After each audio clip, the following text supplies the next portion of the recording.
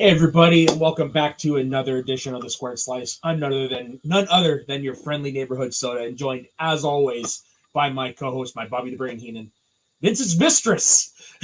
Oh, Oh, you know what? Now that I think about it, it should have been Soda's mistress. oh, Oh, that's what I should have done. Damn it.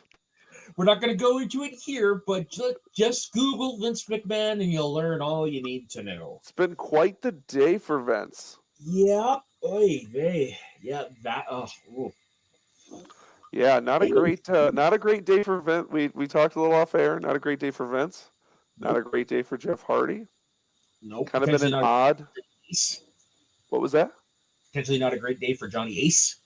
Yeah, it's been a weird week in the old Yep, wrestling community. yep, Had some definitely. weird. Oh, Definitely Tessa has. Blanchard. Not another great week for Tessa Blanchard. Yeah, but she deserves. She brings it on herself. Yeah, she sucks. But why are we still surprised by this? Like, I don't just know. People just want, I guess, people to turn a new leaf. I guess, but it's just not going to happen. How many more times? How many more times do you have to pretend that Tessa Blanchard is? I mean, again, AEW signs everyone, and they don't sign Tessa. Why do you think that is? yeah. I mean, Because look who her even father is. He was a big heat magnet. I mean, fuck. Vince McMahon told him, "You're never coming back to the WWE." So it must run in the family. yeah, a little bit, Soda. But how have you been after the last 2 weeks since we were off last week?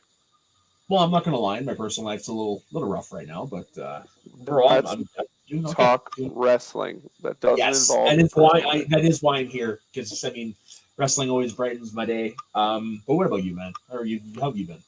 I've been good. I'm at work. I run events kind of for part of my job. So we did two of them in the last like week. So that's good. Yeah, Keeps me right busy. on. We did one of the events we do is fun. It's called the Wine Walk, where we have different local businesses have wine at all of them, and we people pay to come drink wine and eat food and shop all night, which is pretty fun. Oh, that actually hmm sounds like something that might be a hit. It's a good time. I don't. It's one of my more favorite things to do every year, and then next weekend, I spend the entire weekend playing vintage baseball with my vintage Oh, baseball team. nice. Yeah, So yep, that's awesome. I love yep, that. that's it's my big next weekend. So it's been kind of busy, but not no complaints. Yeah, No I complaints. don't have anything this weekend, but next weekend we're doing our first outdoor concert with the Terrace Community Band at the farmers market. So, Beautiful. How many people usually is it? Do you guys have like a setup over there? well, they have a band shell that we play Okay, in. I guess that's what my Basically, question we was. just play while people enjoy shopping, and obviously they Absolutely. watch that. And then every Canada Day, which is a Friday this year, the firefighters here in town do a pancake breakfast, and the Terrace Community Band set up on the street, and we play while everyone's eating their breakfast. That's cool. And that's the way we end our season. So yeah, I'm definitely looking forward to that Yeah, that's because nice. we We haven't have done a. it since 2019. It's been 3 years. Oh, you guys didn't do it last year then? Interesting. No, What? because last year around this time, we in Canada here was they started shutting things down again. Sure. So So I know we'll talk wrestling in a second, but so is your band like a? I know the word patriotic's very American of me, but is best it way kind of like that? we do whenever we do our outdoor stuff, we do start off with O Canada, and we do play the Maple Leaf Forever because it's a kick ass song to play. It's a good But song. normally we play more pop stuff, like recognizable stuff. That's more or Okay, less what we do. Yeah. Best way to oh, describe this band is excuse me. like it's a high school band for adults. That's cool. Yeah. That's cool. Yeah, we have a local band, kind of in the same realm. Not really, not the pop stuff, but it's called the Luddington Guard here in Menominee, and they play Oh at the yeah. band shell, and they've been around for over 100 years now, Oh wow. and they perform every Tuesday night, and it's the most American thing you've Yeah. ever No, seen. I'm not surprised with you Americans. No, Yeah. Oh, it is. like we do several concerts a year, usually we're around a theme. Like our last one we did with the high school students because they weren't able to do a band trip this year. So we figured let's do something fun. We did a concert with them. But the Sure. one before that was actually we did in memory of one of our former band members who unfortunately passed away during COVID from cancer. So The whole thing was for charity. All profits went to the hospice that actually took care of her, and we did a song in dedication. And that's kind of the stuff we do. We do That's theme cool. concerts, and we mix it up with pop and regular band stuff and marches. And like right now, we got Guardians of the Galaxy medley. Ooh, there you So go. I get to That's go cool. ooga chaka, ooga ooga ooga chaka. I like it. And we've also got what else do we have? Oh shit, we've also got Disney Spectacular, which we've done before, and there's another one that I'm blanking on right now. Yeah, we're just doing some pretty fun stuff. That's cool. I Yeah. like it. When are you gonna slip a wrestling? I think it's been like Hulk Hogan. I think some American Dream in there. I actually have a funny story. So in 8th grade, we started playing the song "The Land of a Thousand Dances." Okay. I don't know if you've heard of that. Mm-mm. So 8th grade, nobody's really heard the song, and I put up my hand. Oh, I've got it at home. The teacher's like, okay, bring it in. So what do I bring in? The wrestling album, which has that version of it, and played it in class. Funny. Good for you. You're like, what is this? I'm like, this is the song. That's funny. Good on you. Good Yeah. on you. Great album. Great album. I Yeah. like it. For like years, I was trying to convince our conductor to play a trick on the audience whenever he'd say, stand for the national anthem. We'd play Hockey 90 Canada. Never went for it. Never went shucks. Yeah, it was. You'll get it. For years, was the unofficial second Canadian national anthem. Funny. Well, slip it in there next time. I'm expecting it, so I'm waiting for it. I haven't played that in forever, if I'm being honest. There you go. Yeah. But since we were off last week, we don't have to talk a lot of Money in the Bank from 2 In weeks Hell in ago. a Cell. Hell in a Cell. I'm in the thinking Bank. 2 weeks ahead now. I'm thinking 2 Yeah. weeks ahead. I guess we again quick set off air that I mean it was pretty much I'd say a 2-match card. Like it Two-match card. was actually a good show throughout, but really there was. was 2 standout matches. It really was a good show. I mean, the only downfall is the triple threat at the beginning, which was very good. Mm-hmm. I mean, even people who I follow and see that dislike women's wrestling or way harder on it than they are like with men. Yeah. Even them were like, this was awesome. Yeah, like, it was that good. It was a great way to set the tone of the show. It really was. It was. Yeah. I think Asuka, Becky, and Bianca, thank you. Jesus, I wanted to say Charlotte. Champ. I knew that was wrong. Bianca, the champ. I mean, they are just the level of like the top 12 women's wrestlers in WWE are just the best. Yeah. I mean, they're the best you can watch. I mean, they're the top upper echelon of women in WWE are so good right now. Easily. I think there's a lot of steep. I think the drop off's pretty steep, but I think that little click of them is where do you think good. It's drop off? What was that? Like, where do you think it's a drop off? Like in the top tier, you'd have obviously Sasha, you'd have Charlotte, Becky, Bianca, Asuka, Ronda. And I mean, and I'm giving it a little leeway here too. I'd throw. I think Alexa's up there. Yeah. I think peripheral. You're like Liv. Yeah, Liv is. I'd say she's not there yet. She's like in that B tier. Yeah, and Mela only because she has a great character. What about Rhea? Who? Rhea Ripley. I'd put her. Rhea. Yeah, I'd put Rhea up there too. And then like Natty, you kind of just throw up there just because. Natty's your workhorse, pretty much. But then once you hit about there. After that, you've got really great in-ring wrestlers, but unfortunately, people who just, for whatever reason, aren't connecting, don't have everything, right? Right. Obviously, Sasha and Naomi are up there too, but I'm not sure if they're up there. But right now, Sasha has actually dyed her hair almost back to her original color. Oh, I saw that. That's interesting. Interesting. Yeah, it's interesting. I don't know. Sasha might be sitting. She might be in the Ali category for a while, where she is sitting on the bench for a long time. Yeah, but then you have the awesome, spectacular one match of the year. Definitely contender for me. And yes, it's because Cody's injured. Yeah. It doesn't matter that would it have been without the injury? I Yep. don't know. But with the injury, made it I don't know how to explain it, so maybe you'll play it better. Here. It did. Yeah. It did. And the way they worked the injury the whole time was just awesome. Old It's school awesome. wrestling. It was great. Yeah. Like I will never forget the crowd's reaction when Cody took off his jacket, because they're all like takes it off and silence. And Seriously. It took them like what, 5 minutes to get back into the match? Yeah. It was crazy. Like even so my wife she was watching something on TV, so I was just watching it on my phone. And I immediately had to like go like, look at this shit. Yeah. I'm like, look at this. Yeah. Like, this is insane. And immediately I was like, can I throw this? She was watching something not super important. She's like, yeah, throw it on the TV.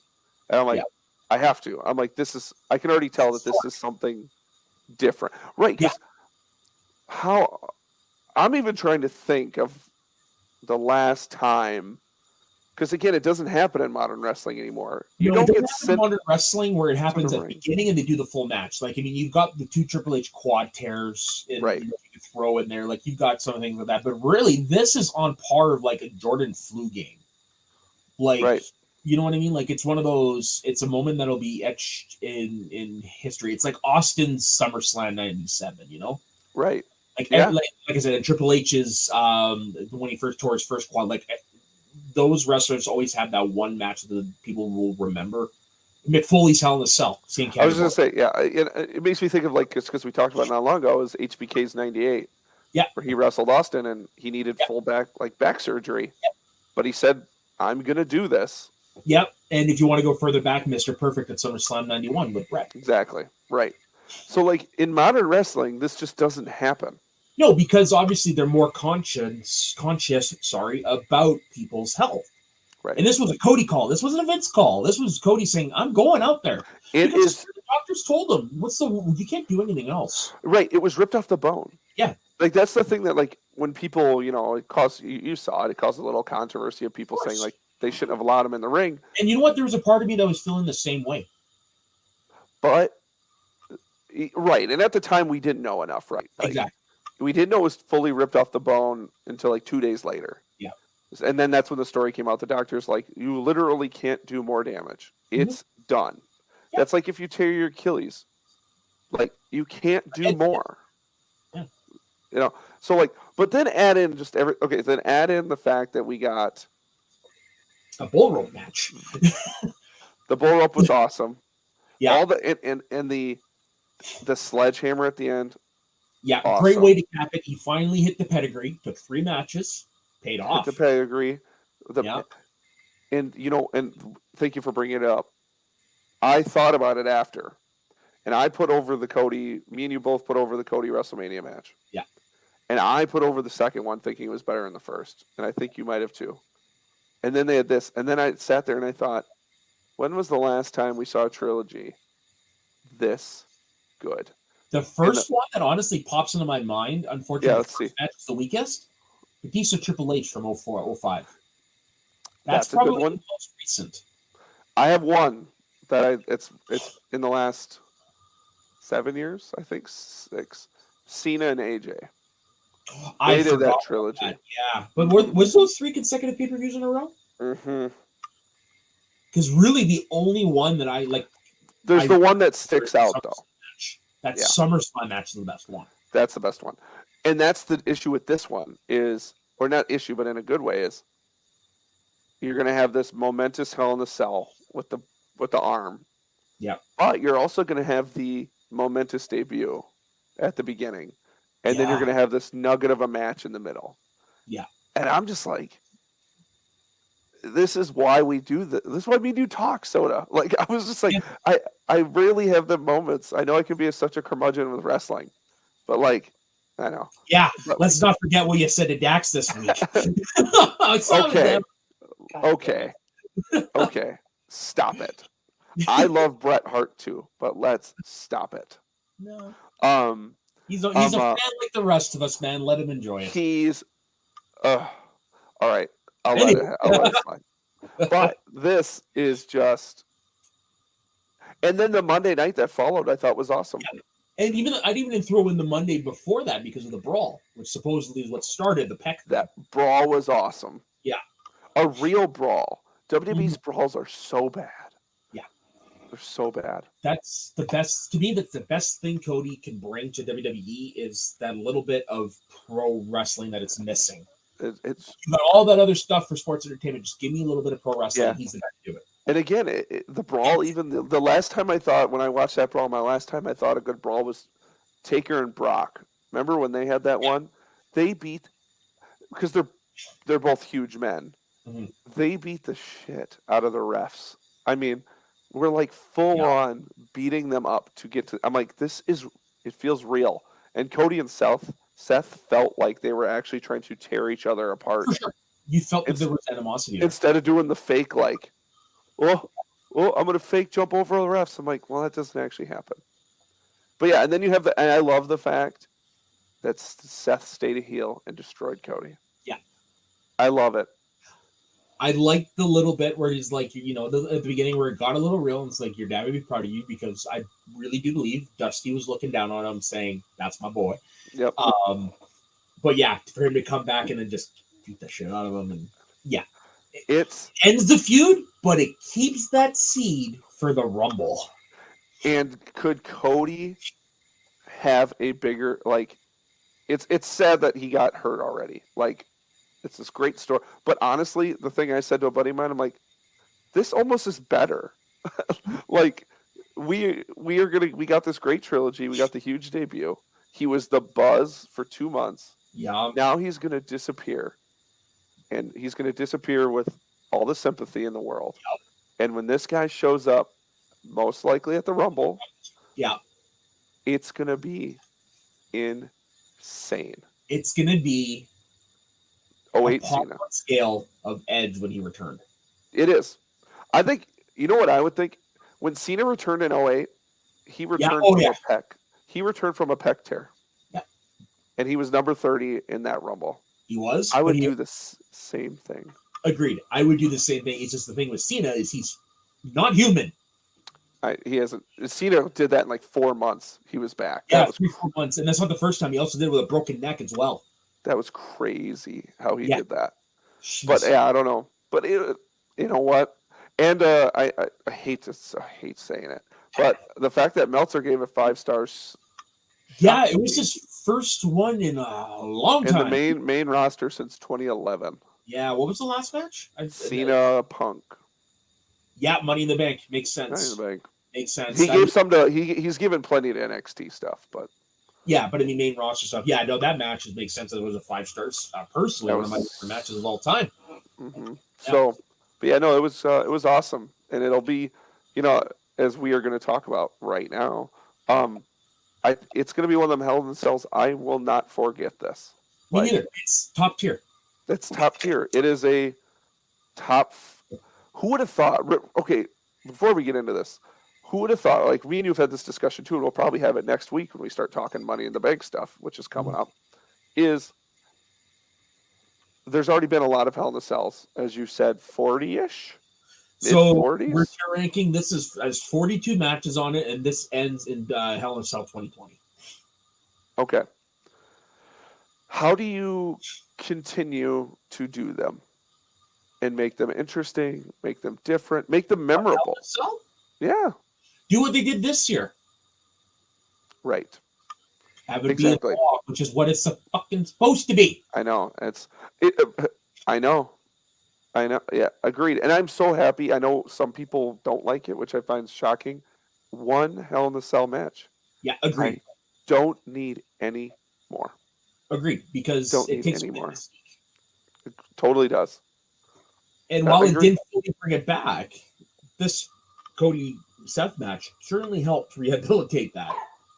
Because basically, ever since the Fiend and Seth, it was downhill. Oh yeah. All right, I'm ready. Let's do this. Okay, so yeah, so this is what the lists are. So you got the best, epic, good, all right, underwhelming, the worst, and haven't seen it. Haven't seen it. And Does there's haven't seen it also count as don't remember it? yeah, we'll count it as that as well. Perfect. And the beauty about these matches is they are feud enders. All right. Well, for the most part. Because the first one, it kind of did end a feud, but then they had the match a couple months later where Shawn broke his back. But it's the very first one. Bad Blood, 1997, Shawn Michaels versus The Undertaker. Right? Just without a doubt, top tier. It is. Yeah, it's great. Still. Yep. I still love the Michaels bump on that. I understand that the next one. The press? Yeah. Me too. There's a couple. I think Michaels is top notch in this. Like, yeah. In a match you wouldn't see Shawn Michaels in. No. Because this is more the Undertaker's style. But on the flip side, though, couldn't think of a better opponent for the Undertaker in the first one than a man who will throw himself around like a rag doll. Right. Because think of all the insane bumps he took in this match. You have that one on top of the cage. You got the one where he's hanging off the edge of the cell through the table. Which I also love. Which I also love as well. You've got him getting speared into the side of the cage when they break out. Like, there's just so many great things about this match. And, of course, that's got to be Kane. Yeah, you get the Kane. Yeah. You get the Kane. I don't know if you remember watching it on the... Like, did you ever watch the original VHS?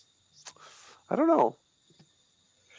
The pyro spot was very, very, very much a wet fart in church. Really? Yeah, it didn't explode. If I remember correctly, on the original VHS tape, it's just like... yeah. Interesting. I didn't know that. Yeah, I think they fixed it since, but I do remember sure they fixed it in post. That makes more sense why they probably show the same, like... Yeah. Memorable part of that. Yeah. Because it was like on par with that faulty ring from that death match last year at AEW. Like, yeah. Interesting. No, I don't remember that. I'll have to look that up and see what the original footage is. But yeah, the first two and the next one is the same. I mean, the last thing we need to do is talk about Taker and Foley. Right, but that's what's interesting is this one's S tier not for the match itself, but for the moments. Right, and I think that's kind of what I'm thinking. Like, even now, as I'm even looking down at the few I see, like, I'm thinking, once we get into this a little bit farther, because there's so many, it's almost like, was there even a moment that was memorable? This one obviously has the bajillion of them, but I'm going to start ranking some of these in my head. I'm like, did it even have one moment that is like, that's why this Hell in a Cell was so important? Some of them, the first few will. I was just going to say, and that's the thing, is the first handful I see definitely have them. Yeah, because next up, this one might as well just go into the worst. It's Undertaker versus Big Boss Man from WrestleMania 15. But it has the one moment. 1.5, because if you look up, you'll see that the Brood got stuck up top. But that's right. That's crazy. They got stuck. That's right. They got stuck on top of it. That's hilarious. Yes, that is. But really, everyone remembers the really bad-looking hanging spot when he's not really hanging. It's from a harness on his back. I remember as a kid, well, I must have watched this live or I had the VHS or something. But I remember as a kid, I was completely freaked out. Really? Yeah. Not me, man. Yeah. I was like, what? Okay. Yeah. I was just like, I can't believe they're trying to kill someone. Yeah. Like even as a kid, I'm like, they're trying to kill someone. How insane is that? Well, it was that time. It was the Russo era. I mean, not that long before, they did try to sacrifice Stephanie. That's true. Yeah. That's true. Yeah. But that's the moment you think. That's the only thing you think about. So at least it's bad, though. It's very bad. Boss Man had a weird run. He did. That Nightstick era with Big Show and then the dogs with Shamrock. The little bit when he first came in was okay. Weird stuff. It was when the corporation ended. That was it. Yeah, when he was in corporation, it made total sense. Yeah, but he was very drift at that point. God, he had some weird shit when he was wrestling. Yeah. All right, this next one is memorable. Also memorable. This is one that I just love to go back and rewatch. It is the 6-man Armageddon Hell in a Cell match. You had The Undertaker versus The Rock versus Stone Cold Steve Austin versus Triple H versus the champion Kurt Angle versus Rikishi. It's fun. We talked about this a couple weeks ago. Here for the bump. That's it. Yeah. But I don't know. Put this in perspective. Rikishi was over. He was over, but this is just after they turned him for whatever reason. Yeah. You're right. This But was like a month or two later. But that was, right. We're looking at it with hindsight, but you could tell WWE was already done with the idea. Yeah, for sure. But they had already put the investment in it, so they're like, okay. Yeah, because you announced it for No Mercy. Austin came back, kicked the shit out of him. Then it's revealed it was Triple H that put him up to it, and then they had the match in 2000, which had Triple H fall off of a freaking boom lift in a car, and he's back on Monday next night. Anyways. Yes, I know. Stupid. And then it ends in this, which honestly, probably the most memorable thing happens from the Raw before with The Rock doing his imitation promo. Yes. Yeah, which is funny. It's so great. So great. Just straight in looking at the camera, and he does a dead-on impression of everybody. Yep. That was, the other thing about it is, I don't mean to mention this too, and we won't go as long on all the rest of these, but the match itself's fun. It's fun, exactly. It's fun. It's as good as it could be. The only downfall is there's 6 guys, and the camera is all over the place. Yeah. I mean, you barely know where and what is happening because they're cutting to just a complete mess. Yeah. I rewatched this match maybe a year ago, and I noticed that throughout the whole thing. I'm like, God, this match is kind of a nightmare, but fun. This was another VHS tape I owned, was this Armageddon. Oh, I bet. Yeah. I would put this, I don't know, where do you put it? I put it. It's good. It's good. I think good's good. Yeah, it's because, I mean, it pretty much was handicapped by having 6 men in there. And yeah, and you had it, like, of course, everyone remembers the Rikishi spot, but it's goofy as all hell. That wasn't a choke slam, that was a push. It was a push. Okay, I don't know, Soda, you might remember. Why is there a dump truck filled with sawdust at ringside? So Rikishi had something to fall in. That's literally the only reason it was there. Because the storyline throughout the night, throughout the week leader, is Vince didn't want the match to happen. So that's why that's actually it's storyline. That's why they pulled the truck down so they could use it to rip the door off. Foley comes out. That's so stupid. It was there so Rikishi had a place to land. It's so stupid. Yeah. And why is the truck bed filled with sawdust? That makes no sense. So he has something soft to land on. Okay, that made me laugh. That's funny. So that's actually true. That is the storyline reasoning. And then, of course, like I said, it's a place to fall. It's so bad. So this next one, actually, we should have done first. This is the fourth Hell in a Cell match. Okay. This is one of my favorite Hell in a Cell matches. This was Hell in a Cell for the WWE Championship. If Cactus Jack loses, he is forced to retire. Yeah. When it happened, this was one of those I was chasing the VHS tape to watch. Because this is when I finally dove headfirst into my love of wrestling like I am now, was this feud. Going back to late 1999. Yeah. The street fight is better. Don't get me wrong. The street fight is better. But street fight is hands down better. This is still very good. It's very, very good. These matches made Triple H, and who doesn't remember Mick Foley going through the cage and the ring? Yep. I love the going through the ring spot. I don't know why. Which reminds me. I love it. Mick Foley now has a podcast out called Foley's Pod. The first episode was about this match. Oh, well, cool. Definitely worth listening to if you're into Mick Foley. I've heard Mick Foley talk a lot. See, that's the thing. He has. I'm surprised. I like him as a storyteller. Basically, I do too. But the only issue is he's talked and wrote books and talked for years about all these things. So it's like. Right. But what's fun is Conrad reading back excerpts from the book and Nick having a hard time remembering. Well, that's not a surprise. But I put this one as epic. I think it's great. I don't know if there's anything else that competes. It's epic and underrated.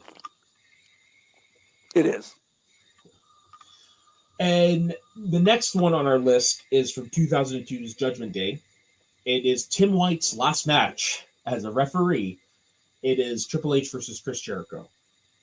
Yeah, we just talked about this, didn't we? We just talked about this not that long ago. Yeah, and the memorable things for me in this is, like I said, Tim White, because that was replayed quite a bit, and also the Walls of Jericho on the top.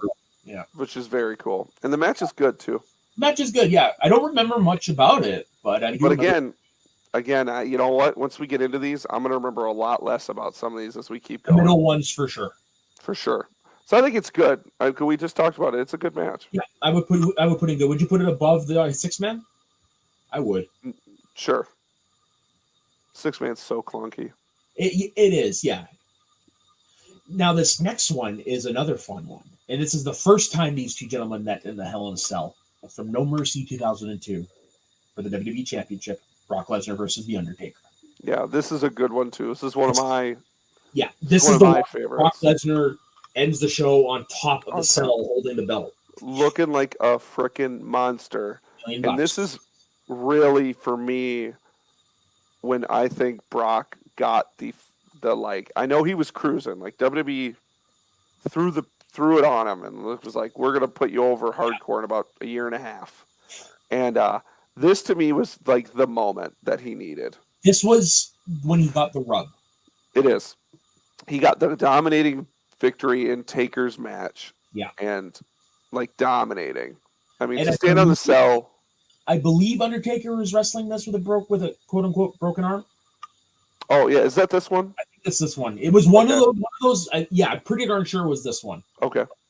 Yeah, it's good. I don't remember a ton about it. I just know it was super hard hitting.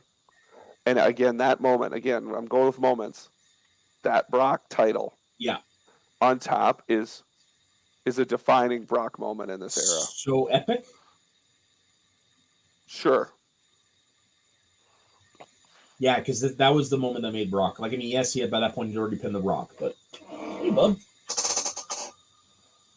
Sorry, dog. Okay, so next up, we actually had one that I was really I was a fan of when it happened, but this was from Bad Blood, 2003. Yes, 2003. For the World Heavyweight Championship was special referee Michael Francis Foley, Triple H versus Kevin Nash. Yeah. It's all right. It's what? It's all right. To me, this is my ultimate underwhelm. Okay. I remember being pumped for this. Absolutely pumped. Mm-hmm. And when it was over, that was brutal. The feud was definitely underwhelming. It had all the makings to be great. Yeah. And it was so not good. Yeah. It was bad.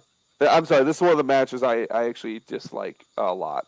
No, that's fine. I'm happy to put an underwhelm. It's so bad. It's to me belongs in the best. Okay. From the following year's Bad Blood.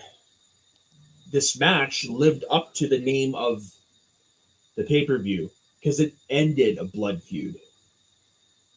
Triple H versus Shawn Michaels. Hell in a Cell match went almost an hour. Yeah. Another match. See, I love the ones that we have talked about numerous times. Yeah. On this show. This match has came up many times. For a reason. It's spectacular.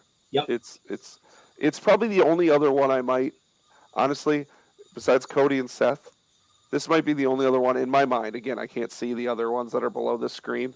Yeah. And I think goes at the very top. I agree. This is part of the best. I would put it right there. Yeah.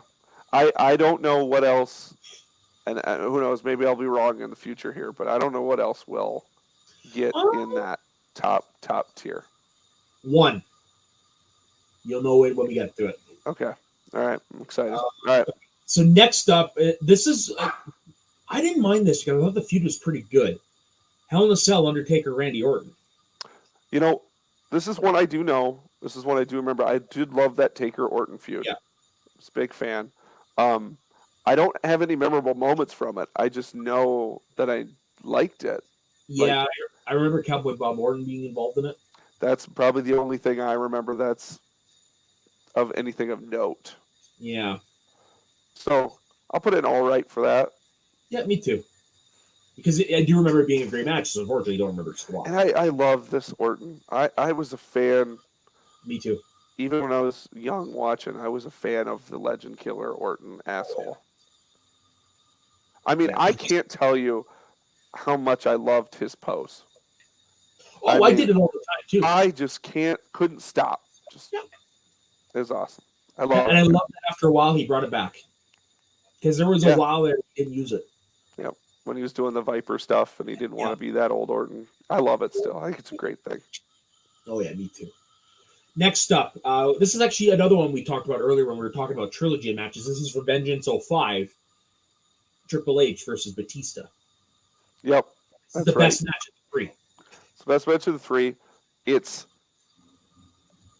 funny now that we're talking about these. I always love finding a through line. It's these early Hell in a Cells, especially this run right now, is like when Batista and Orton are on there, and Brock Lesnar. They're getting over right now. Yeah, this is that 02 to 05 time where you had that OVW class reigning WWE. Yeah. Sorry, dog's You puppy in a small screen, you're even smaller. I'll show you a picture later of when my mom took a bath came in a bath the other day. He looks like a freaking drowned rat. Oh yeah, my little palm, man. He looks disgusting after a bath. I sent the picture to 50, and his only response was from the fly, "Help me." Help me. So true. Oh yeah, so true. But yeah, I'll let you put this one wherever you want to do it. This one, I would put it in the epic category. Yeah, I agree. It's a damn good match, but it's not legendary. It's not. No, it's not. Yeah. Now this next one was there's some bad ones coming up. This might be one of the first ones. Handicap Hell in a Cell match from Unforgiven. DX versus Vince, Shane, and The Big Show. The only spot I remember from this is Vince McMahon getting his head shoved all the way up Main Street on The Big Show. Like, they went deep. So I'll be honest with you. I don't remember anything about this. That's the only thing I remember. And now that you say that, I fully remember that. Yeah, that's it. That was that. I couldn't have even. I knew that memory. I would have never put it in Hell in a Cell. Mm-hmm. All right. Well, just for that, that's in the worst. Put that in the worst. Yikes! Yeah. God, that DX run was just bad. Ugh. I had fun with some. I had fun for a while. Yeah. And then it just kept going. And then I didn't have fun anymore. I do regret not getting the Vince Loves Cock shirt, though. That was a good shirt. That stuff with Vince was great. See, I actually thought the Spirit Squad stuff was really good in the beginning part. Especially when they ended by putting him in the crate with Chip 2 OVW. Yep. That was my favorite. That first few months of the Spirit Squad getting into the Vince storyline, because that was kind of the foil. But then after that, it just, oh God, it never ended. Yeah, pretty much. The only really thing that came out of that is Dolph Ziggler. Yep. So this next one, I don't really remember all too well, but it is from Survivor Series 07. The next handful, I don't remember. I don't know. World Heavyweight Championship is Batista versus The Undertaker. I don't remember this one. I don't either. So we'll just put it. I haven't seen it because this little next batch, I think, are going to be the bad ones for me. Well, Edge, the next one I'm ready for. I do remember Edge versus The Undertaker in the Hell in a Cell. I do remember that one. I do remember it being pretty good. Like, these two had good chemistry. I always feel they did, and I always feel like it's the same thing I said about Taker and Shawn. It was the way to get, even though Edge was gritty at the time, to continue that gritty. I'm not just the pretty boy, blonde hair. I can hang with the big dogs. Which Edge really had a tough time getting that off of him. He really did. He really did. I believe this was after WrestleMania 24, so they were been feuding for a while. Right. And if I remember, this is when Undertaker put Edge through the ring. Yes. Yeah, that's a great spot. That is a great spot. Again, I love the ring break spot. I just can't. I love it. But that's a great, because that's a choke slam off off the rope or top rope. Or right? I think it was off the steps. Steps. Okay. Yeah, that's a good spot. That's good. I mean, I'd put this match in good. Yeah, me too. above the 6-man because the 6-man is good, but it deserves to be the bottom of good. Yep. Yep. Yeah, so I'm with you. The next up, for the love of God, CM Punk versus The Undertaker. I've heard. I remember it happening. I remember seeing stuff, but I don't remember it at all. this was during I had my foot halfway out the door phase. Yeah, because what is this, 2000? This is 08. Yeah, I would say my wrestling, because I was a freshman in college in 08. I would Yeah. say between 08 and 2010. These 2 years were very big blind spots in my wrestling. Yeah, they were more. I was watching peripherally at this point. Yeah, I was too. I was a young guy in college. Let's just say wrestling wasn't high on my list at the time. Yeah, you had other things. Yep. This one I actually forgot even happened until Cody came back. DX versus Legacy in the Hell in a Cell. You know, I remember this one. I remembered it because I was a Legacy fan. Mm-hmm. I liked him. I don't remember anything about it, but I just remember I watched it and liked it. Yeah, me neither. So same category. Haven't. Yeah, I don't have enough to say, and I won't for a little while here. So we'll see. And this one kind of falls into the massive 800 matches these two had on pay-per-view. Randy Orton, John Cena. Orton Cena. Yeah. Again, I remember because their matches blend together after a point. God, they blend so bad, especially again when I wasn't focusing enough on them. It was just, it was so bad. Kane versus The Undertaker. Same thing with me. I forgot this happened. This is what we just talked about. This is the bad times of Hell in a Cell. Yeah. Let's have a pay-per-view called Hell in a Cell, and let's put this shit in there. Like, stop having all these matches in Hell in a Cell. Yeah. Stop it. This is when it started bastardizing the concept. Exactly. I mean, I think we're kind of proving a point here. Yeah. With this. Because same with this one, Randy Orton, Sheamus. Duh. Even if we remembered it, it would have been great. Who the hell remembers that? No one. And then this one, Summer of Punk, but it's CM Punk, John Cena, and Alberto Del Rio. I have no memory of that. Me neither. I don't have a single memory of that one. I mean, I have memories of a couple of these, but that one. The only memory I have of these three is SummerSlam after Punk beat Cena and then Del Rio cashed in. I had no idea they wrestled in a Hell in a Cell. I'm not gonna lie to you. I might watch that one tomorrow because I have such little memory. I kind of want to watch it. Even with Alberto Del Rio in it? No, he sucks. Yeah, he sucks. He's actually okay. He sucks as a human being. He's actually not bad in the ring. But anywho, another one I didn't remember happening: Randy Orton versus Mark Henry. God, that Mark Henry reign was horrible. I'm not a Mark Henry guy. It bores me to tears. I like listening to him when he's on like Busted Open and stuff. I like Mark Henry as a person, I think, but never, ever, ever once did I ever care about Mark. The only time I ever cared was when he did the retirement swerve. Because it's like, damn. Yeah, that was the coolest thing he ever did in his 20 years, I think. I think that's the coolest thing, which was awesome. Next didn't up go anywhere, but goes the worst. Oh yeah. I remember that one. Yeah. So do you. Mm-hmm. Okay, so I'll ask you a general question, because we never brought it up. Take out all the Ryback shit now. When it was happening, when Feed Me More was huge. Yeah, before he turned. Did you care? Did I care? I'm trying to remember that far back. I would have been curious to see where they would have gone with him, but I knew when they turned him, he was fucked. Yeah.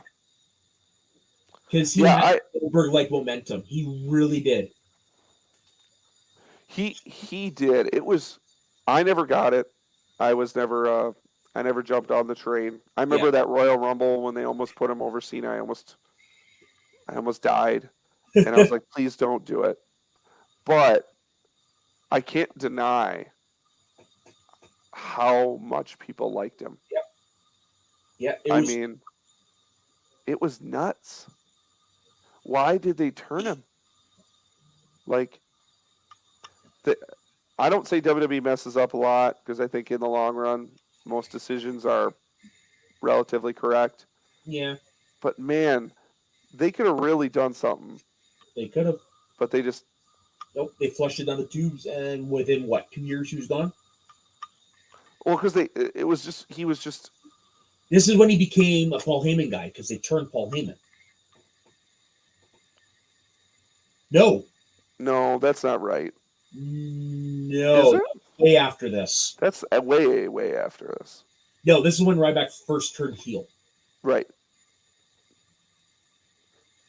Yeah, Right. because Heyman That's right. turned Get Money in the Bank. That's right. Right. Yes. God, heel Ryback's stupid. And then they tried to change him face again, and everybody hated it. Yeah. By then, he was completely done. Okay. Well, now he's an asshole, so fuck him. So I've heard. Yeah, I don't follow the guy on Twitter. Oh, whenever I see a story though, I can't help myself. I'm pretty sure he blocked me. Pretty sure. Probably. Most everybody. Probably. Hey, I found out today Rebby Hardy blocked me. I don't even know when that happened. Really? That's Yeah. wrong. She likes to Somebody sent me a tweet of hers, and I couldn't see it. And I was like, "Who is this?" They're like, "Oh, it's Rebby Hardy's tweet." I'm like, "I am definitely blocked by her. I have no idea why." Yeah, I heard she said she's block happy, but I think that's kind of a shtick about her. So, all right. okay. So this next match is the one I was alluding to earlier about it's going to be in the best. Okay. Different era. WrestleMania 28. Undertaker, Triple H, Shawn Michaels, the referee. That is definitely top 2 Hell in a Cell matches. No. You're putting it above the other 2 that are up there? I've rewatched that one more recently. See, it's basically like those 3 could change to be like they could change position at any time. Those are like the three gold standards. See, to me, which is just fine. The story of the match is great. Yeah. I personally don't think the match. I think it's kind of boring, but I get it. But the story is so much bigger than the match needs to be, which is why it's awesome. And you've got that iconic moment of the 3 of them on the ramp at the end, which is great. And I mean, Taker's back. Yeah. I mean, Triple H beats the shit out of him. Mm-hmm. I mean, really beats the shit out of him. I mean, so like I loved it for that. I did love the hard hitting of it. I would just put it at 4 of those 4. That would be me. You would put it below King of the Ring. Yeah, because King of the Ring is the most epic wrestling match outside of Hogan slamming Andre. Yeah. Taker throwing Foley off that cage is a top 5 most iconic moment in WWE. That's how I see it. You're right. It is. I mean, am I saying it's a great my personal bias there as well? But no. Go back and watch that end of an era match. It's on the WWE YouTube. I should. It's been a while. Yeah, it's just and then hearing all the chatter with Undertaker retiring and all that behind it, and it's pretty cool. And what I like is that after the match was over, Undertaker took one of his gloves and he signed it and sent it to Triple H. And last I heard, it was still hanging in his office. That's cool. Yeah, that's pretty cool. Yeah. Next up is another match I forgot happened. Randy Orton versus Daniel Bryan with HBK as the ref. That's when HBK drops Bryan, right? I remember that, but I forgot that it was in a Hell in a Cell match. It's a great. Again, I'm going to give it some because it's a moment I do remember very well, and because remember that was the whole pressure on HBK from Triple H, and this is Triple H guy, and that moment, SummerSlam, and the beginning of the Authority. That's right. That moment when HBK drops Bryan for Orton to get the win, man, that is it's just done so well because Shawn's a good guy. Yeah. But he doesn't want to go against his buddies who he knows are bad guys. Yeah. I mean, I don't remember anything about it, so I'm going to give it an all right. Okay. But I'm going to give it for at least that moment because it's a great moment. It is. Yeah, the beginning of the Authority was definitely was I did enjoy to a degree. Very beginning. But for like, well, there was one moment later that I will say everything around it was crap. But Survivor Series 2014, I think was the That's awesome. peak. Everything went downhill after there because that Yeah. Survivor Series match is a banger. Because isn't the yeah okay That's the yeah one with Sting debuting in yeah total. Oh, that Survivor Series is awesome. Last Man. Yeah, oh yeah. It's awesome. Great match. Yep. So this is the one I was talking about. I didn't realize that these two fuckers actually had two. This is the Ryback one, right? This is the second Ryback one, but this is a With- 2-on-1 handicap match with Paul. Heyman. This is the one I do remember. This is the one I remember too, because I Yeah. remember, if I'm not mistaken, Punk got him on the top of the cage, and Heyman is terrified of heights. Yep, that was the whole shtick. That's also based in reality because he weaseled out of a scaffold match back in Memphis, and Jerry Lawler literally broke his nose. Yeah, well, yeah. So I do remember that. That's going back. That's the only thing I remember about it was the angle. So underwhelming. Sure. At least I remember the angle. Yeah. This next one I remember because it was just off the heels of the heel turn. This is Ambrose Rollins in the cell. I remember this one. Yeah, me too. It was good. Yeah, because this was right after the Seth turn. This was not too long after the Seth turn, and Ambrose was probably at his hottest. He was. Yeah. And I remember that about this Mm-hmm. was because Seth and Ambrose were so hot. Yeah. Right at this moment. And that was when Roman was seen as the third. Which is wild. Crazy to think about now. Like, it's crazy to think about that Roman was the third guy. Yeah. And Seth was the number one and Ambrose was number two. But I don't know if I know anything. I'm trying to remember if I remember anything else about it. I honestly don't remember much about the match itself, but I do remember going into it being like, this is awesome. Yeah. This is two new stars. Yep. We'll put it all right just because we know it's good, but we don't remember much. Another one I don't remember. Randy Orton, John Cena 2. This one is for a future World Heavyweight Championship match. No, go. No. Again, I can't remember. I can't keep any of them straight. I remember the only thing I remember about this one is it looked like it hurt like hell. It's Roman Reigns versus Bray Wyatt. Roman Reigns and Bray Wyatt. Yeah. This is from the same one as Undertaker Brock Lesnar. We're going to be talking about in a moment. Yeah, which I do like. I don't that remember one. much about it, but I do remember it looked like it hurt. That match. I personally don't remember enough about it. Yeah, I'm gonna put it down here as well because like I said, I do remember that, but I don't remember what happened. Another issue with throwing two of these on the same show. Yeah, because I remember Brock and Taker. That an underrated feud. Yes, the streak was the couple other matches Brock and Taker had. Right, which gave us so many great moments. It's so It gave the sit-up laughs at each other's faces. It gave the peeling of the ring when they peeled the ring back and did the finish on the boards. It did this Hell in a Cell match, which is also pretty. It's kind of like H and Taker. It's really slow, a little boring, super stiff. Yeah, which is what you would expect from these guys. It's good. I think it's actually probably the least memorable of the things they did, but that feud is so lost in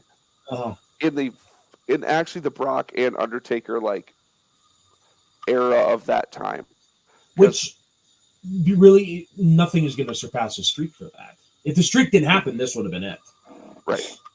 But then again, if there wasn't no streak match, then you don't get all this either. Yeah, it is interesting because that was when Brock.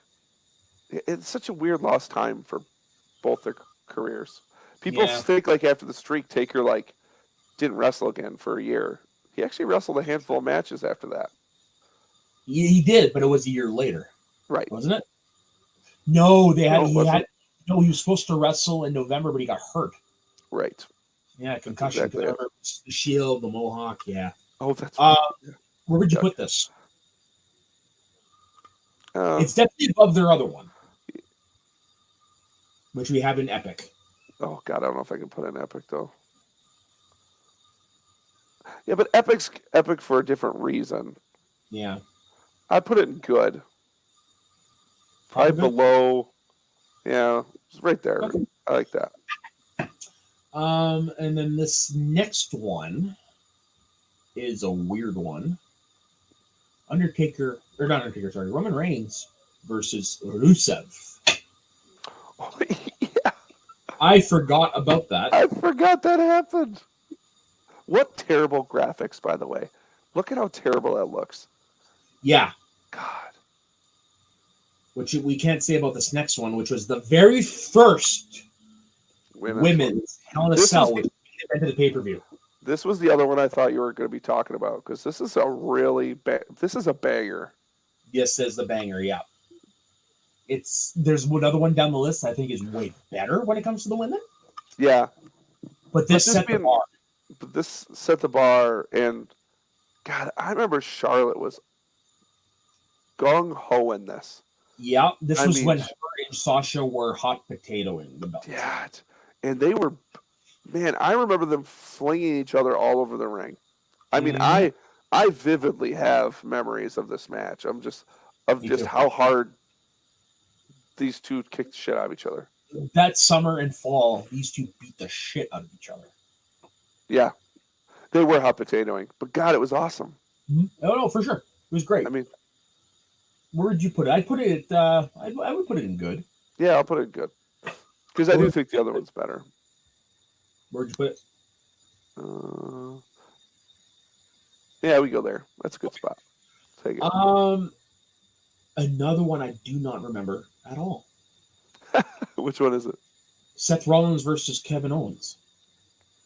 Again, that's another weird period. That 2016-ish, the Shield boys, Bray, KO, Sammy, when they were all just like the new guys in the main event, those all blend a little bit with me too.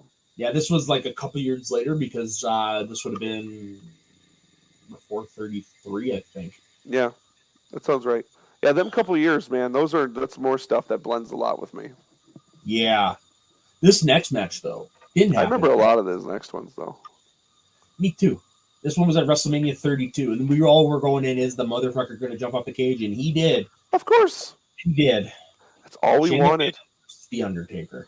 Yeah, and again, I put it at, like, all right or good, because, again, the match didn't matter. No, the only thing that mattered was when is Shane going to jump, and he did. I mean, that's it. That's all we wanted. Yeah. Will Shane jump? And it's awesome. It definitely is, because that is a high as hell cage that he jumped off of. It is. And the shot, the far away shot of just watching his little white jersey is awesome. And that's all he cared. That's all he cared about. Breaking news. Apparently, rumor has it Sasha Banks has been released. Funny. But, however, it's not coming from one of the big guys, so I don't know how much of that I can take with it. How much of that I can take, but I'm looking into it right now. I'm going to message my buddy who's super into it. I'll see what he's got. Okay, yeah, Sean Ross. You know what's funny? I was literally going to say 15 minutes ago when you said she dyed her hair. Yeah. I was literally going to say it's over. So, yeah, this person, Sean Ross Sapp, who, as we all know, blocked us. Hey, I don't like Sapp as a human. I think he sucks. But he's I think he's a really good overall story breaker. Right, and that's the thing. Like, he quoted the tweet that was sent to me, and he says, "I spoke with Raj, who was the person who did it this afternoon, and asked him to be about this." Raj girl, I don't know who this is. Raj Giri. You should follow him on Twitter. He's really good. Okay. So, yeah, as of this evening, they said they haven't heard that, and Talent Relations didn't seem to know. Not saying that it didn't or isn't happening, but this is what I've heard so far when I asked. Raj has good sources, so definitely keep your eyes out on that. Yep, and honestly, so to follow Raj, he's a good source. He's one of the people I like to follow that I think actually are legit. And again, I think Sean Ross Sapp's legit too when it comes to his He sources. is, and I'm not gonna lie. The only reason I follow him is for the Does- wrestling stuff. He does some weird stuff though. He And does. says some weird things. Yeah, But okay. Interesting. yeah. So I'm definitely gonna be keeping an eye on that. But I mean, if you had to put money, what would you have said? For what? With I her? would have said, I would have said she got released. I would have said she would have quit.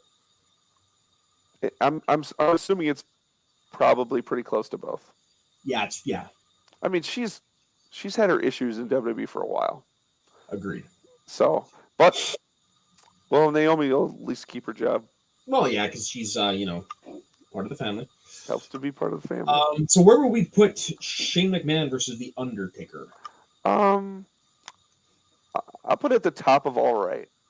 Yeah, Because that again, works. the match is just not good, but Yeah, it's the got a really memorable spot though. spot's awesome. Now this one is, I'm surprised, is the only tag team one on this list. Usos versus the New Day. This is epic. This is The best. this is the best. This match is fucking awesome. I know a lot of people complain that they wrestle each other too often, but when you have chemistry as great as these guys, like, Nope. who gives a shit? This match I've burnt into my brain. I love the part where they take the kendo sticks and they prison Uso, one of the Usos, into the corner. Yep. They have the multiple trumpets or whatever, trombones or whatever, and the amount of times that they throw each other off the apron into the cage. Big E does the spear. I mean, this match, it's like a half an hour. Yeah, about that. It's fucking awesome. It's maybe my personal favorite Hell in a Cell match. I think they just do a great job. And like, it's like the first time where Big E was and like Xavier were also like, they're playing up the, we're not goofy right now. We're here to kick ass. But Yeah, no, I agree. This is right around the ascension of both teams, because this is right not long after where we got the switch to the Uso Penitentiary, if I'm not mistaken, right? When they flipped that gear. Yep. That was the big thing. And I love the fact that in the match they keep Kofi. Kofi's on the outside the whole time, which is super interesting. Like, Kofi never's allowed in, even though, because this is the one that ends with the, they're both handcuffed. Big E's handcuffed, and so Xavier gets the handcuffs, and and they just, I mean, they hit him with like 30 kendo stick shots. I remember. And it's really good. I suggest any human that hasn't watched it to watch it. I'm shocked that we haven't had another one since for Tag Team Hell in a Cell. Because really, if you're looking at this, I'm not counting the first DX one, because that was a handicap match. There's only 2 tag matches. Yeah, that's interesting. Yeah. I mean, I kind of get it, but it's interesting that just in WWE there just hasn't been more. Yeah, considering how far back this goes and how many, like, I'm surprised we never got Hell in a Cell with either Edge and Christian Hardy's the Dudley Boys. Yeah, they had TLC. Yeah. It's a little surprising in hindsight. It's surprising the Usos haven't had another one with somebody else. It's for a tag team, yeah. But again, you got to think. It would have been a great one. Those 2 Usos versus 3 Prophets. That would have been a banger one. Oh my God, we could still get that. Don't hold out hope, Soda. Hold out hope. So this is another one. The only thing I remember about this is when Sami Zayn finally turned heel. Kevin Owens versus Shane McMahon. Falls Count Anywhere, Hell in a Cell. This one's fun. Yeah. It's fun, and like you said, that is what I remember about it, is the Sami Zayn turn. I'm not a big Shane guy, so it's fine. What's the bump? Does Shane have the big bump in this one? Yeah, he jumps up the cage, and this is when Sami pulls Kevin out of the way. Right, that was the fin. Okay, that is what I thought it was. That was the finish. That was the only downfall of it, is you just did it at Mania. I prefer, for me, I prefer Shane McMahon in the early days, the first couple years, when it was doing, the Boy Wonder stuff. Yeah. Yeah. That was Shane at his best. Yeah. Underwhelmed? Sure. Another one. Is this the one where Randy Orton put the screwdriver in Jeff's ear? Yes, it is. Jeff Hardy versus Randy Orton. Oh my God. Yeah, this is that one where that's like the whole shtick of the match is like Orton's just being super weird. Yeah. That was that weird gimmick of Orton's where he was just being kind of a creep. Or he's being an asshole, yeah. He was being an asshole, which isn't abnormal. But that's the one thing I remember is the ear spot. Mm-hmm. Well, I don't remember anything else about it. Dear God, it looked painful. We can put that in all right. That's a great spot. Roman Reigns versus Braun Strowman with Mick Foley as the special ref. Oh God, this match is brutal. It's bad. So it's the worst. It's a bad match. I don't remember it. Why Foley's there? Braun is at his all-time Braunness, which I hate Braun. Really? You're never a fan of him? Nope, never. Think it's bad. Boring. I think it was a definite big case of missed opportunity with him. They should have struck. Like, I mean, I understand you're not a fan, but they really should have struck while the iron was hot with him. I mean, maybe not wrong. God, I'll let you have that one. So, I mean, yeah, that's just the way it is. This next one, I remember being a good one, but out of the three women's matches, is probably the least. Becky Lynch versus Sasha Banks. Yeah, this one's awesome. Yeah, this is. I mean, it is better than the other women's match. It is. Yeah, but I don't know how much better. Yeah, because we got one more coming up that I think is going to take that cake. I think so too. So I would put this in good too. I would put this in good. Yeah. Yeah. Right there. Yeah. Okay, on to. I mean, if you're a wrestling fan, you know the story about this. This is the match that ruined Hell in a Cell. There's no way around it. It's not good. It's not good. It's bad. You have a red Hell in a Cell, which why do they gone they off. Still have it? It's so red lighting. bad. I like it now because they're not shooting it from the outside. It doesn't bother me much because when you're trying to look through it, it hurts the eyes. Yeah. That sounds bad. But yeah, this is when we got it was the first pay-per-view of that cage. We had red lighting for the match and a DQ finish. The DQ finish. No wonder Seth Rollins went backstage afterwards and gave Vince McMahon the death glare. I love the fact that there was a DQ finish. I love it, but for all the wrong reasons. It makes me think of when ECW One Night Stand 2 happened.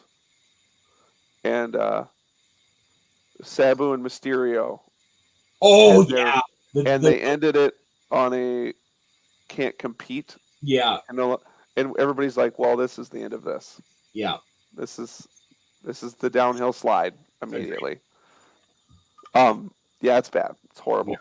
It's horrible in every way. Yeah, the least said about that one, the better. Now this one is the one everyone was waiting for the SmackDown Women's Championship. Bayley versus Sasha Banks. I would put this in epic. Yeah, it's epic.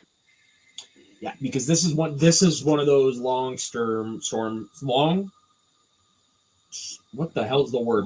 Long-term storytelling. There we go. I'm like, you could probably see my brain fry there. Yeah, long-term storytelling at its best. Yeah, because this was something that had been percolating for a while because they got back together as best friends. They had the women's multiple women's tag team title runs and all that stuff. The only thing though, I wish this had happened in front of people. But even with it's amazing how good it is even without people.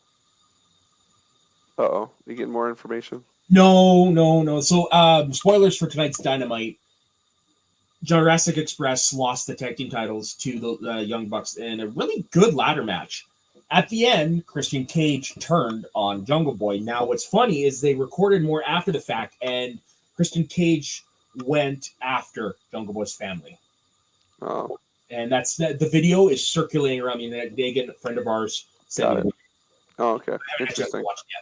But there's a lot of like curse bombs, and apparently it's blowing up. Interesting. Yeah. Huh. Gotta use Christian. I wonder where he's been hiding for the past couple months. Yeah, the way he did it, it kind of had a it felt like he had a little bit of edge in him. Interesting. Yeah, Hmm. All right. if you go back and watch it, you might see what I mean. Okay. Yeah, I'll have to watch it. I'll have to check that out. I like Okay, the Chris. next one.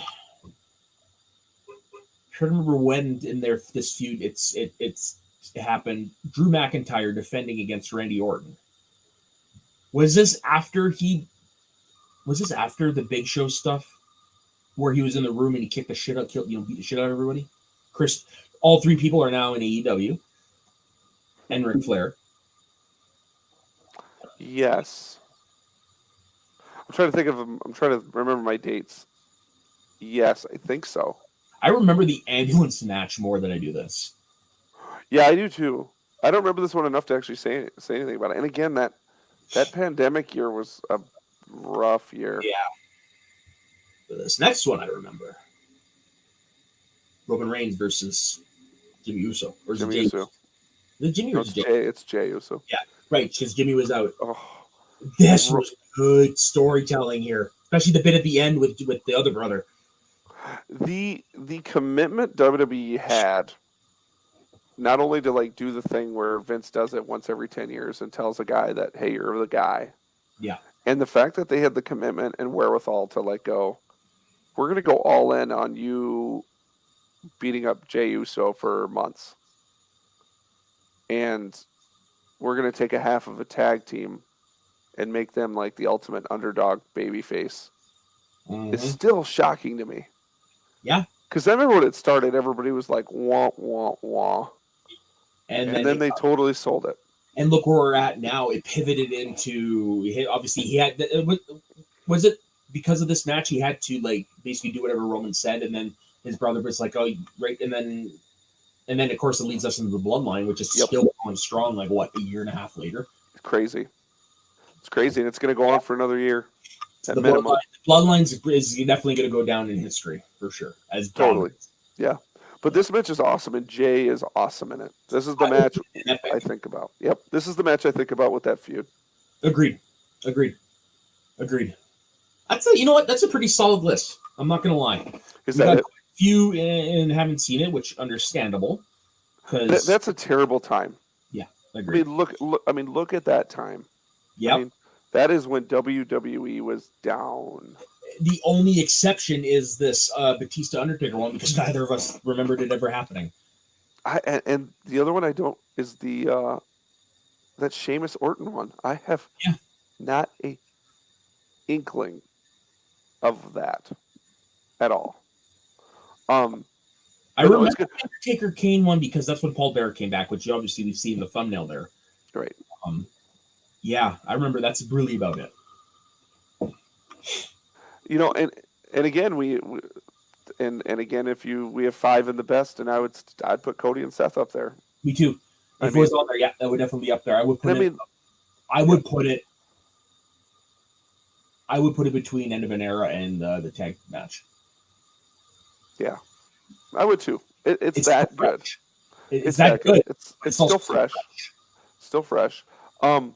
You know, and honestly, now that I look at this, I'm actually shocked at how many good Hell in a Cells there have been. Yeah. You know, we have 16 in good or above.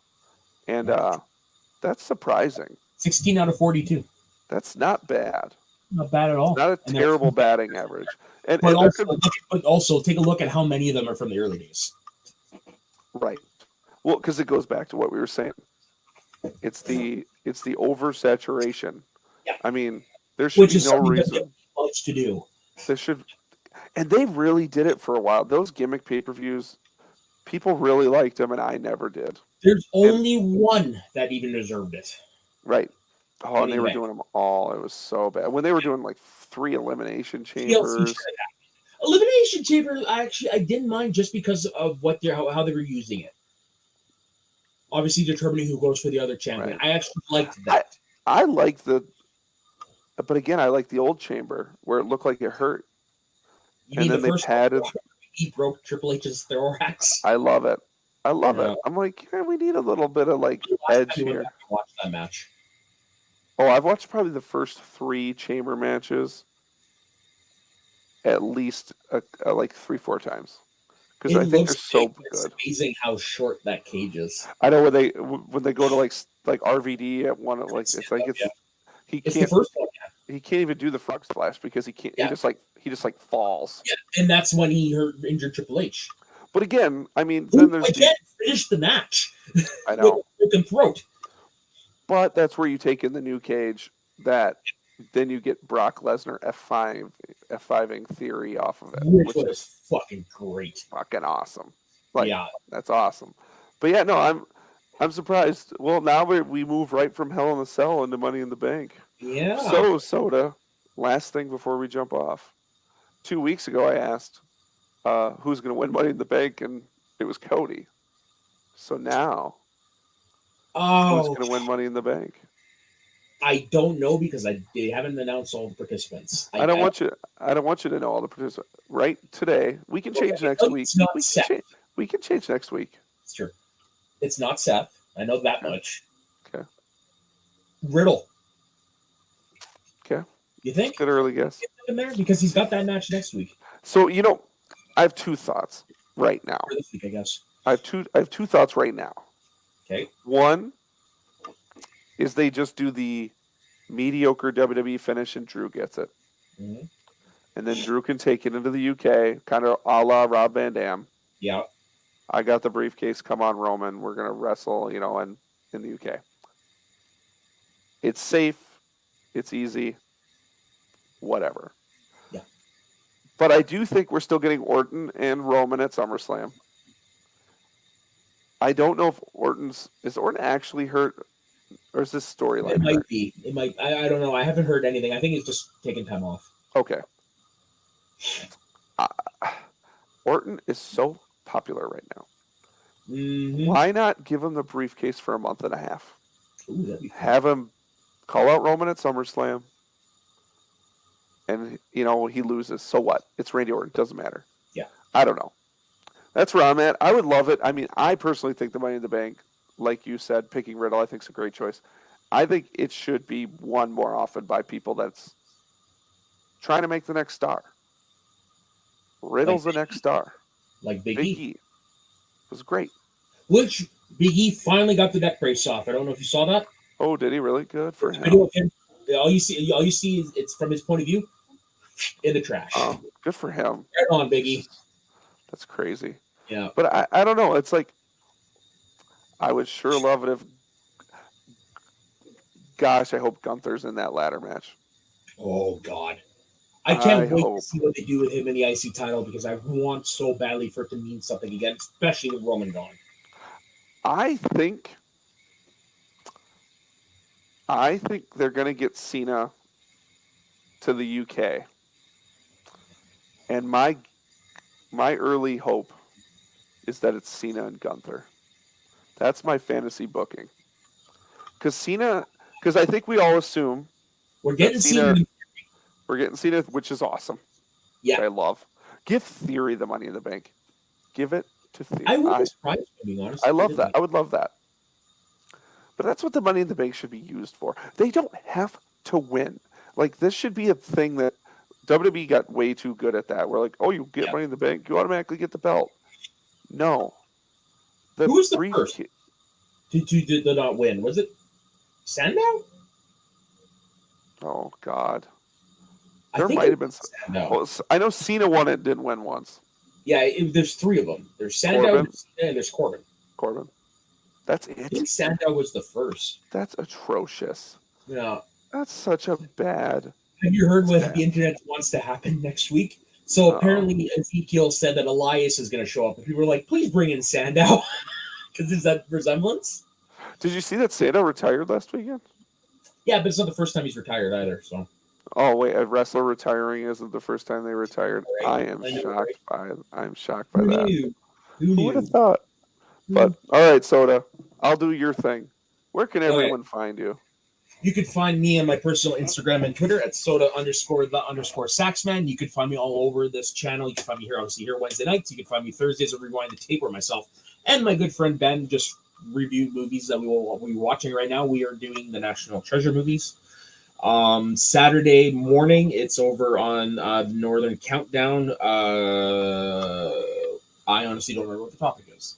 And then of course on Saturday afternoons, we are also I'm over on the Let's Get Ready Network talking the weekly wrestling news over there on the Dropkicks. And holy shit, are we gonna have a show this week? There's gonna be a lot to talk about. Vince McMahon not shocking the world. Jeff Hardy not shocking the world. Jeff Hardy. Was I saw something earlier. It's congratulations on Jeff Hardy for getting the Triple Crown of mug shots, for getting one in AEW, TNA, and WWE. That I saw too is hilarious. Yeah. It's hilarious. I mean, at this point, you want him to get better, but at this point, it's like enough. You know, it's like. Well, and let's be honest, he looks rough in AEW. Yeah. I thought at the first match he did, strong. I think. I mean, no offense. I don't think Matt's looking any better. No, Matt hasn't looked great in the ring in a long time. There's a reason why the broken Matt Hardy gimmick worked. Yeah. He wasn't wrestling. Exactly. I didn't think Matt looked great in the last WWE run. I didn't think Jeff looked great towards the end either. But yeah, it's time. I agree. It's time. So yeah. All right. Well, that's we're in that ladder match tonight. Holy shit. Yeah. No. Well, good luck with all the things you have to talk about, Soda. Pray for me. What about you, man? I'm not doing anything right now. I'm too busy in real life. So just find me on Twitter at Dustin Dubuque, where you can see me comment on things that Soda inevitably makes fun of me about every week. So Yep. It's my favorite part. I don't comment part of the week. Bet your ass I'm at home going, oy vey. I now do it just knowing I'm at a party. I'm at a crowd of one, which is Soda, hoping that he sees what I comment. Oh, I usually do. It's like, okay. I mean, some of them are funny. I will give you that. Some of them are funny, but some of them I'm just not in a great mood, and I'm just like, I'm over this shit. Yeah. Then other times I do try. In other words, anything Tony Khan tweets. Yeah, he sucks. All right. Thank you very much for joining us, everybody. Don't forget to like and subscribe to the video and the channel. Let us know what your favorite Hell in a Cell match is, because there are a lot. There's definitely over 40 of them to choose from. On behalf of myself and Dustin, thank you very much for joining us, and we will see you next week as we step between the ropes into the squared slice. Have a good evening, folks. See you next week.